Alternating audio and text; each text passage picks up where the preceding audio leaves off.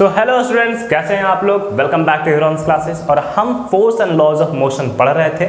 इसकी एक वीडियो निकल चुकी है और उसमें मैंने बताया था न्यूटन्स फर्स्ट लॉ क्या होता है। मैंने प्रिंसिपल को समझाया था कि गैलीलियो ने किस प्रिंसिपल के जरिए इनर्शिया को समझाया। वुड एंड प्लैंक एक्सपेरिमेंट जरूर देखना, उसकी लिंक मैंने डिस्क्रिप्शन बॉक्स में डाल दी है। अदरवाइज 9th फिजिक्स की प्लेलिस्ट में भी आपको मिल जाएगी। आज हम क्या पढ़ने वाले हैं, तो आज हम एक बेहतरीन सा टॉपिक पढ़ने वाले हैं जिसका नाम है न्यूटन्स सेकंड लॉ। अब ये तो सबको पता है कि न्यूटन्स फर्स्ट लॉ जो था वो गैलीलियो की देन थी। गैलीलियो ने बहुत सारा एक्सपेरिमेंट किया जिसके तहत उन्होंने इनर्शिया को जाना कि इनर्शिया क्या होती है, कि अगर कोई बॉडी रेस्ट में है तो रेस्ट में रहना चाहेगी, मोशन में है तो मोशन में रहना चाहेगी, जिस डायरेक्शन में जा रही है उसी डायरेक्शन में जाना चाहेगी। तो ये सब जो चीज़ें हैं गैलीलियो ने डिस्कवर की थी। उसके बाद न्यूटन्स ने इसको जाना और इसको अपने तरीके से मॉडलाइज करके फिर दर्शकों के सामने रखा, पूरी दुनिया के सामने रखा। पर जो सेकंड लॉ है इसमें न्यूटन ने काफ़ी मेहनत की। अगर आपको इसको अच्छे तरीके से समझना है तो कुछ दो टॉपिक हैं आपको जिसमें आपको अच्छा होना पड़ेगा। वो दो टॉपिक कौन कौन से हैं, तो वो दो टॉपिक आपके हो जाएंगे बैलेंस्ड फोर्सेस में बैलेंस्ड फोर्स, और इसी में आपको पढ़ना होगा अनबैलेंस्ड फोर्स। ठीक है, फोर्स के बंटवारे हुए हैं ना, कई बेसिस पे फोर्स के बंटवारे हो चुके हैं। कई लोग बोलते हैं कांटेक्ट फोर्स में फ्रिक्शनल फोर्स आ जाता है, फिर आपका मैस्कुलर फोर्स आ जाता है, नॉन कांटेक्ट फोर्स में ग्रेविटेशनल फोर्स आ जाता है, मैग्नेटिक फोर्स आता है, इलेक्ट्रोस्टैटिक फोर्स आता है। ये किस आधार पे है, तो ये जो है रिजल्टेंट फोर्स के आधार पे है। मैं समझाऊंगा कि ये क्या होता है रिजल्टेंट फोर्स। ये समझना बेहद जरूरी है अगर आपको न्यूटन सेकंड लॉ समझना है तो। दूसरी क्या चीज़ है जो समझना है, वो है आपका मोमेंटम। आ गया नया वर्ड मोमेंटम, पहले कभी नहीं पढ़ा होगा तो आज जान जाओगे कि मोमेंटम क्या होता है। पहले समझते हैं बैलेंस्ड फोर्स और अनबैलेंस्ड फोर्स क्या है। अब मान के चलो एक ऐसे ऑब्जेक्ट में ले लेता हूँ, सिंपल एनसीईआरटी की किताब में तुम्हें इसी तरह की ऑब्जेक्ट कई बार बनी हुई मिलेगी जिस पे कुछ बच्चे इधर से फोर्स लगा रहे होंगे, इधर से। सबका ग्रुप होता है क्लास में कि तुम मेरे ग्रुप से खड़ा हो ना, वो उसके ग्रुप से खड़ा हो रहा है, उस ग्रुप से भी दो बच्चे ऐसे लगे हुए हैं, दोनों ही फोर्स लगा रहे हैं। ये वाला जो बच्चा है वाले जो ग्रुप है और ये वाले ग्रुप इधर की तरफ फोर्स लगा रहे हैं, वो चाहते हैं कि बॉक्स को इधर धकेल दे। अब ये जो बच्चा है इधर वाला, ये चाहता है कि बॉक्स को उधर धकेल दे। बॉक्स कहाँ जाएगी, एक क्वेश्चन आता है कि बॉक्स जाएगी कहाँ। मान के चलो ये दोनों बच्चे मिलके तकरीबन 50 न्यूटन लगा देते हैं, दोनों बच्चे मिलके लगा रहे हैं, और ये दोनों मिलके तकरीबन 40 न्यूटन लगा रहे हैं। राइट, 40 न्यूटन लगा रहे हैं। ज़्यादा किधर से लग रहा है, इधर से लग रहा है। तो जब इधर से ज़्यादा लग रहा है तो बॉक्स भी इधर आएगी। बॉक्स इधर आ गई, आगे इधर कितने न्यूटन से आई, तो रिजल्टेंट फोर्स यहाँ पे निकालना पड़ता है हमें। कैसे निकलेगा रिजल्टेंट फोर्स, रिजल्टेंट फोर्स आसान भाषा में कहूँ तो greater force minus smaller force हम कर देंगे। Greater force minus smaller force, negative positive, क्योंकि फोर्स वेक्टर क्वांटिटी है, नेगेटिव पॉजिटिव होती है। पर उससे पता क्या चलता है, उससे ये नहीं पता चलता कि फोर्स कम लग रहा है। मान लीजिए कहीं पे ऐसे लिखा रहे -10 न्यूटन, तो इसका मतलब क्या समझोगे कि फोर्स क्या बहुत कम लग रहा है क्या? नहीं, ऐसा नहीं है। -10 न्यूटन कहने का मतलब कि अगर मेरी सोच ये है कि मैं उधर की तरफ फोर्स लगा रहा हूं और ऑब्जेक्ट को उधर जाना चाहिए, तो ऑब्जेक्ट उधर नहीं जाके इधर आ रही है। जरूर कोई दूसरा फोर्स करके इधर लेके आ रहा है, मेरी सोच थी कि उधर जाए, पर बॉक्स उल्टे डायरेक्शन में आ रही है। तो माइनस क्या बतलाता है, नेगेटिव जो माइनस होती है वो डायरेक्शन को बतलाती है, अपोजिट डायरेक्शन को बतलाती है। अब कोई बोल देगा कि इधर 10 न्यूटन है तो इन दोनों में से बड़ा कौन है, छोटा कौन है? तुम तो आसानी से बोल दोगे कि सर ये वाला छोटा है, ये स्मॉलर है, क्योंकि ये नेगेटिव है तो स्मॉलर होगी सर। पर ऐसा नहीं है, दोनों ही फोर्स बराबर है। बस ये नेगेटिव क्या बतला रहा है कि मान के चलिए मेरे लिए ये पॉजिटिव है, तो ये 10 न्यूटन का मतलब क्या हुआ कि बॉक्स इस डायरेक्शन में जा रही है, इस डायरेक्शन में। अगर -10 हुआ तो मैं क्या समझूंगा कि बॉक्स जिस तरफ मैंने सोचा था उस तरफ ना जाके इस तरफ आई, इस तरफ आई। और दोनों केस में कितने का न्यूटन लगा, 10 न्यूटन का फोर्स लगा। तो ये 10 न्यूटन क्या है, ये मैग्नीट्यूड है। कोई भी फोर्स बड़ा छोटा कैसे पहचानते हो, मैग्नीट्यूड से पहचानते हो। 20 न्यूटन, 30 न्यूटन, 10 न्यूटन ऐसे हम समझते हैं। नेगेटिव जहां पे आ जाता है वो बस डायरेक्शन की बात करता है, फोर्स वेक्टर क्वांटिटी है ना। तो यहाँ पे ये समझ में आया कि रिजल्टेंट फोर्स 10 न्यूटन का बनेगा, किस दिशा में बनेगा, इस दिशा में बनेगा। ठीक है, इस डायरेक्शन में लग रहा है। कोई एक ऐसी स्थिति होती जैसे इसे तो हम कहेंगे अनबैलेंस्ड फोर्स, क्योंकि फोर्स बैलेंस नहीं हुआ, कहीं ना कहीं बॉक्स तो जा रहा है, रिजल्टेंट फोर्स 10 न्यूटन आ रहा है। अगर केस ऐसा होता कि ये बच्चा इधर से भी दोनों मिलके 40 न्यूटन ही लगा पाता, 40 न्यूटन ही लगा पाता, तब तो फोर्स 0 हो जाता। 40 में से 40 जाएगा तो क्या बचेगा बाबू, 40 में से 40 जाएगा तो 0 न्यूटन हो जाएगा, बॉक्स कहीं नहीं जाएगा। तो जब रिजल्टेंट 0 आ जाए तो हम क्या कहेंगे कि वो बैलेंस फोर्स है। देखो यहाँ पे लिख रहा हूँ, अगर रिजल्टेंट 0 न्यूटन आ गया ना तो हम कहेंगे बैलेंस्ड फोर्स है, बॉक्स कहीं नहीं जा रही है। पर अगर रिजल्टेंट 0 से ग्रेटर हो या स्मॉलर हो, जो भी हो, अब 0 न्यूटन से स्मॉलर थोड़ी होगी, मैग्नीट्यूड नेगेटिव में थोड़ी होती है यहाँ पे, तो हम कहेंगे अगर 0 न्यूटन से भिन्न हो तो वो क्या हो जाएगी, अनबैलेंस्ड फोर्स है। पर एक केस समझो कि अगर 0 न्यूटन से भिन्न हो गई, 10 न्यूटन हो गई, 20 न्यूटन हो गई, कुछ भी हो गई, यहाँ पे जैसे मैंने एक एग्जांपल ले रखा था 50 न्यूटन पिछले, तो हम क्या देख रहे थे, रिजल्टेंट फोर्स 10 न्यूटन का है इधर के डायरेक्शन में। तो जब बॉक्स इधर मूव करेगी तो बॉक्स की कुछ ना कुछ मास है, बॉक्स की क्या है, कुछ ना कुछ मास है, और बॉक्स किसी ना किसी वेलोसिटी से इधर आएगी। एक वेलोसिटी होगा ना बॉक्स के आने का, कोई भी चीज़ जब आगे बढ़ती है तो कुछ दूरी कवर करती है, कुछ समय में होता है, दूरी बटा टाइम क्या होता है, स्पीड होता है। अगर हम डिस्प्लेसमेंट की बात कर रहे हैं तो डिस्प्लेसमेंट बाय टाइम क्या होगा, वेलोसिटी होगा। अगर वेलोसिटी है और चूंकि फोर्स तो अनबैलेंस है तो एक्सेलरेशन भी होगा, एक्सेलरेशन होगा ही, अगर वेलोसिटी बदलती जा रही है तो एक्सेलरेशन होगा। कोई साइकिल चला रहा होता है, लगातार तेज चलाते चला जा रहा है तो एक्सेलरेशन होती है, वेलोसिटी बढ़ते चली जाती है। तो यहाँ पे हम देख रहे हैं मास भी है वेलोसिटी में। तो यहीं पे आता है मोमेंटम का केस कि अगर अनबैलेंस फोर्स हो गया, देखो ये सारा कुछ जो आपको न्यूटन सेकंड लॉ पढ़ना है ना, किस पे पढ़ना है, अनबैलेंस्ड फोर्स पे, कि अगर अनबैलेंस्ड फोर्स हो गया तो बॉडी मूव करेगी। बॉडी क्यों मूव कर पाई, क्योंकि एक नेट फोर्स, इसी को तो हम नेट फोर्स कहेंगे, 10 न्यूटन का नेट फोर्स लगा। ठीक है, ये सब नहीं भूल जाओ, ये 40-50 भूल जाओ, क्योंकि 50 में से 40 घट के 10 आ गया, दोनों का डायरेक्शन अलग अलग था, तभी तो घटाया हमने। तो घटा के कितना आया, 10 न्यूटन आया, ये 10 न्यूटन नेट फोर्स है। नेट फोर्स के कारण ही एक मोमेंटम क्रिएट होगा, नेट मोमेंटम क्रिएट होगा। इसमें क्या समझ सकते हो कि कोई बॉडी होगी जिसका कुछ ना कुछ मास होगा और वो एक वेलोसिटी से आगे बढ़ रही होगी, और इसी को हम मोमेंटम कहेंगे, इस फेज को मोमेंटम कहेंगे। तुम साइकिल चला रहे हो, काफ़ी तेज गति से साइकिल चला के आगे बढ़ रहे हो, मस्त फेज में हो तुम, एक इम्पैक्ट लग रहा है, तुमने फोर्स लगाया। जब तुम पैडल मारते हो तब क्या करते हो, तुमने साइकिल पे फोर्स लगाया ताकि वो आगे बढ़े, साइकिल आगे भी बढ़े। पर बीच में से कोई पीछे तुम्हारे कोई दोस्त होगा जो बोलता होगा, तुम्हारा नाम पुकार रहा होगा, फिर अचानक तुम्हें डिस्टर्बेंस होगी, तुम पीछे मुड़ के देखोगे कि ये कौन है, और उस समय तुम्हारी साइकिल की स्पीड धीमी पड़ जाती है। होता है ना कि तुम आराम से जा रहे हो, तेजी में चले जा रहे हो, और फिर कोई पीछे से पुकारता है, तुम्हारी स्पीड धीमी हो जाती है। तो तुम कहते हो ना, क्या यार मोमेंटम बर्बाद कर दिया, मैं मस्त मोमेंटम में था, आराम से जा रहा था, तुमने मोमेंटम खराब कर दिया।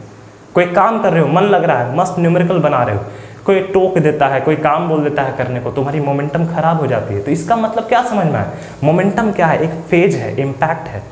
जब तुम चल रहे हो, तुम अपना मास ढो रहे हो और एक वेलोसिटी से आगे बढ़ रहे हो, तब ये जो मास और वेलोसिटी का जो प्रोडक्ट है, इसी को तो हम मोमेंटम कहते हैं। हम यहाँ पे क्या लिखेंगे, मोमेंटम को हम दर्शाते कैसे हैं, P से। P बराबर क्या होता है, मोमेंटम होता है। मोमेंटम इक्वल क्या हो जाता है, मास इनटू वेलोसिटी। मास पे भी निर्भर है, वेलोसिटी पे भी निर्भर है। ठीक है, ऐसा होता है ना कि कोई ऐसा लड़का जो दौड़ रहा हो, जो काफ़ी मोटा हो, जिसका कुछ वजन हो, अगर वो दौड़ रहा होता है ना तो खुद को बैलेंस नहीं कर पाता है, क्योंकि उसकी इतनी मास है जिसके कारण वो आगे बढ़ा चले जाता है, मोमेंटम उसकी हाई हो जाती है क्योंकि मास ज़्यादा होता है। कोई बच्चा जो कि पतला भी है, पर अगर वो वेलोसिटी में, हाई वेलोसिटी में दौड़ रहा है, आगे बहुत ही तेज रफ्तार से दौड़ रहा है, तो एक समय ऐसा आएगा कि जब वो खुद को बैलेंस नहीं कर पाएगा, अगर उसे रुकने बोलोगे तो उसे देर लग जाएगा कंट्रोल करने में, क्योंकि उसकी मोमेंटम बढ़ गई, क्योंकि वेलोसिटी ज़्यादा थी। तो ये दोनों पे निर्भर करता है, momentum is nothing but mass into velocity. I guess तुम्हें मोमेंटम भी समझ में आ गया होगा, अनबैलेंस्ड फोर्स भी समझ में आ गया होगा, इसी के कारण ये है। अब हम आगे बात करेंगे कि न्यूटन सेकंड लॉ को कैसे समझें। तो ध्यान देना, न्यूटन सेकंड लॉ है क्या। न्यूटन सेकंड लॉ ये बतलाता है ना कि अगर तुम्हारे बॉडी के मोमेंटम में कोई बदलाव आएगा ना, तब एक फोर्स प्रोड्यूस होगा। चलो दिखाता हूँ कैसे। तो ये है आपका न्यूटन सेकंड लॉ का नॉर्मल सा डेफिनेशन, जो आपकी किताब में लिखा हुआ भी है, कई एग्जाम्स में आता भी है कि कैसे हम डिफाइन करें न्यूटन सेकंड लॉ। तो यहाँ पे लिखा हुआ है the rate of change of momentum. Momentum में जो बदलाव आ रहा है ना, जो मोमेंटम में बदलाव आ रहा है वो डायरेक्टली प्रोपोर्शनल होता है किसके? नेट फोर्स के, जो अनबैलेंस्ड फोर्स है उसके, जो भी बॉडी पे एक्ट कर रहा होगा। समझे कैसे इसको? ऐसे समझो कि मान ली जाए कोई इंसान दौड़ रहा है, कोई इंसान दौड़ रहा है और दौड़ के यहाँ पहुँच गया, दौड़ के यहाँ पहुँच गया। तो तुम सोचना जब वो दौड़ रहा होगा तो उसकी कुछ इनिशियल वेलोसिटी होगी, इसको हम u लिखेंगे, इनिशियल वेलोसिटी। जब वो दौड़ के इस पॉइंट पे पहुँचा होगा, इस पॉइंट को a ले लेते हैं, इस पॉइंट को b ले लेते हैं। मान के चलो वो दौड़ ही रहा है, यहाँ से दौड़ रहा था, यहाँ से दौड़ रहा है, यहाँ पे पहुँचा और इसके आगे भी दौड़ता चला जा रहा है। लेकिन जब तुमने देखा ना पहली बार इसे, तब ये यहाँ पे था। मान के चलो ये दौड़ तो यहाँ से रहा है, लेकिन तुमने जब पहली बार देखा वही ना तुम्हारे लिए u होगी, इनिशियल वेलोसिटी। और जब तुमने आखिरी बार देखा होगा वही ना तुम्हारे लिए फाइनल वेलोसिटी होगी। ये तुम्हारे लिए फाइनल वेलोसिटी होगी। दौड़ तो रहा है आगे भी, मैंने बस इतनी बात की, मतलब ऐसा खींचा बीच का, बस वही सेक्शन की बात कर रहा हूँ। जो शुरुआत में मैंने देखा वो इसकी इनिशियल वेलोसिटी, जो लास्ट में मैंने देखा वो इसकी फाइनल वेलोसिटी। मास तो इसका होगा बॉडी का, ऐसा थोड़ी है कि भागने की वजह से इसका मास हवा हो गया। मास तो रहेगी ना बॉडी की, हल्का थोड़ी हो जाएगा ये। तो यहाँ पे मास इसकी m है और यहाँ पे मास इसकी v है। मोमेंटम का क्या फॉर्मूला था? मास इनटू वेलोसिटी था। यहाँ पे देखो जो मोमेंटम हो रहा है वो मास इनटू इनिशियल वेलोसिटी के कारण हो रहा है। तो क्या इसको इनिशियल मोमेंटम नहीं कहा जा सकता है? इनिशियल मोमेंटम लिख दिया जाए, इनिशियल मोमेंटम, ठीक है। ये है इनिशियल मोमेंटम, शुरुआती दौर में इसका मोमेंटम कितना था। अब यहाँ पे देखो P इक्वल एम भी कहा जा सकता है। यहाँ पे फाइनल वेलोसिटी का यूज किया गया है तो इसको फाइनल मोमेंटम नहीं कह सकते हैं, फाइनल मोमेंटम लिखा जा सकता है। इसकी मोमेंटम में कुछ ना कुछ तो बदलाव आई होगी। मान के चलो u कम था, v ज़्यादा हो गया, इसकी रफ्तार बढ़ते गई, तो हम कैसे निकालेंगे चेंज इन मोमेंटम? यहाँ पे क्या लिखा हुआ है? The rate of change in momentum. जरा ध्यान देना, यहाँ पे चेंज इन मोमेंटम की बात की गई है। इसका मतलब हम क्या समझते हैं? Delta p। डेल्टा मतलब क्या होता है? Change in momentum. कैसे होगा? Final momentum minus initial momentum लिख सकते हैं ऐसे, final momentum minus initial momentum. Final momentum क्या है बाबू? mv है, ठीक है। इनिशियल मोमेंटम क्या है? mu है। एक और चीज़ ध्यान देना, लिखा हुआ है द रेट ऑफ, जहाँ पे भी रेट ऑफ लिखा हुआ रहे ना तो टाइम से डिवाइड कर देना, क्योंकि रेट मतलब क्या होता है? दर। कितने समय में होमवर्क कंप्लीट कर लोगे, ये तुम्हारी दर है, रेट है कि इतने रेट में तुम 5 न्यूमेरिकल बना बैठते हो, 10 मिनट में 5 न्यूमेरिकल बनाते हो, तो 5 न्यूमेरिकल बाई 10 मिनट, ठीक है। तो कितना आ जाएगा? 1 न्यूमेरिकल तुम 2 मिनट में बनाते हो, ये तुम्हारी कि 1 न्यूमेरिकल तुम 2 मिनट में खत्म कर देते हो, ये तुम्हारी रेट है। तो मैं यहाँ पे टाइम से डिवाइड जरूर करूँगा, यही तो होगा rate of change in momentum. यहाँ पे भी टाइम से डिवाइड करना पड़ेगा और यहाँ पे भी टाइम से डिवाइड करना पड़ेगा। एक और चीज़ मैंने बताई थी, is directly proportional to the net force. मैं क्या कह सकता हूँ कि ये डायरेक्टली प्रोपोर्शनल नेट फोर्स के, NET लिख सकता हूँ मैं। क्लियर है? यहाँ से देखो m तो वही रहेगी कि बॉडी की मास थोड़ी बदल जाती है दौड़ने से, m रहेगा। अंदर क्या रहेगा? v minus u by T. एक फॉर्मूला याद आ रहा होगा तुम्हें, एक फॉर्मूला याद आ रहा होगा कि v minus you by T जो होती थी वो एक्सेलरेशन की फॉर्मूला होती थी, एक्सेलरेशन। तो यहां से क्या आ जाएगा? m क्या आ जाएगा? यहां से यहां पे लिखते हैं, इसी चीज को मैं यहां लिख रहा हूं, ठीक है। m और यहां पे ये जरूर देना, f नेट जरूर देना, ऐसे आएगा ना, m a f नेट। इसको हम ऐसे लिख सकते हैं, F net is directly proportional to ma।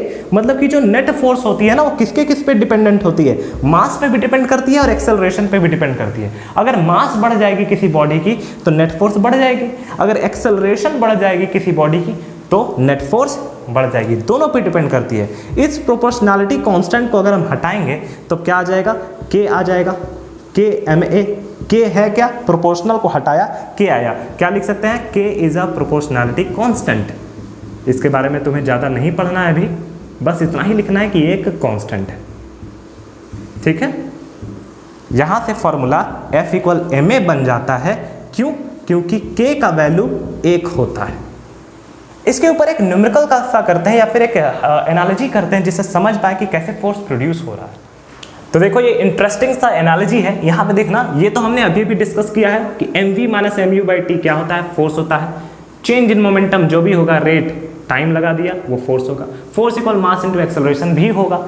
यहाँ पे देखो, आपने CID देखी होगी, अगर मान लीजिए कोई दरवाजा है और उसको तोड़ना है, तो अगर तुम उसे धकेल रहे हो तो वो नहीं टूटती है, राइट। अब मान के चलिए ये कुछ 50 न्यूटन लगा रहा है, पर ये 50 न्यूटन एनफ नहीं है दरवाजे को तोड़ने के लिए। तब ये करेगा क्या, ये जो एजेंट है यहाँ से दौड़ के आएगा, फिर उसे ठोकर मारेगा।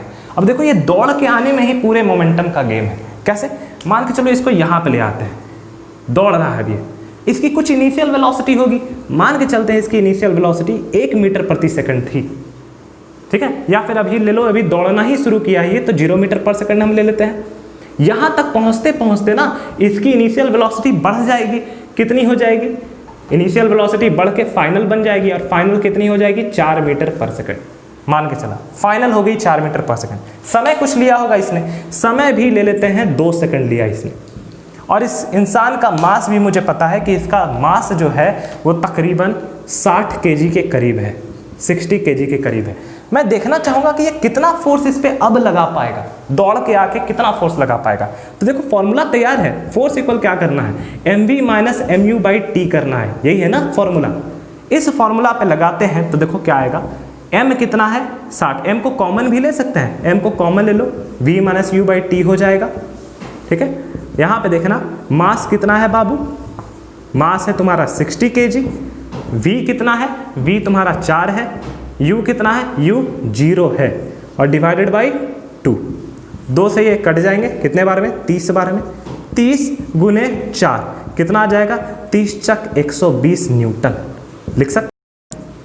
जहां 50 न्यूटन लग रहा था वहीं पे अब 120 न्यूटन इस पे लग रहा होगा।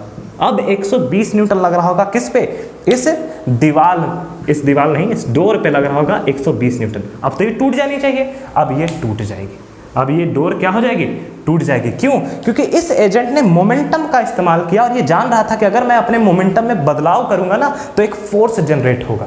अगर ये और तेजी से दौड़ता तो और मोमेंटम में ज़्यादा बदलाव आता, अगर ज़्यादा मोमेंटम में बदलाव आएगा तो और ज़्यादा फोर्स प्रोड्यूस होता। मान के चलो ये 4 नहीं बल्कि 6 यहाँ पे होता, तो 6 अगर होता तो 6 माइनस 0 हो जाते, ये 6 माइनस 0 हो जाता, और तब 30 छक 120 के जगह पे 180 न्यूटन हो जाता। फोर्स बढ़ रहा है कि नहीं। तो यहाँ से समझ में आया कि अगर आप delta p/t change in momentum with respect to time अगर आप बढ़ाओगे तो फोर्स भी बढ़ेगा, इसलिए डायरेक्टली प्रोपोर्शनल का रिलेशन होता है। समझ में आ गया आपको। तो ये थी आज की वीडियो। अगर आपको पसंद आई है तो इसे लाइक करना ना भूलें, चैनल को सब्सक्राइब जरूर कर दें। इसी तरह आगे भी वीडियोज आती रहेंगी इस चैप्टर से रिलेटेड। 9th फिजिक्स की प्लेलिस्ट भी बनी हुई है, जाके देख सकते हो उसे। तो आज के लिए धन्यवाद।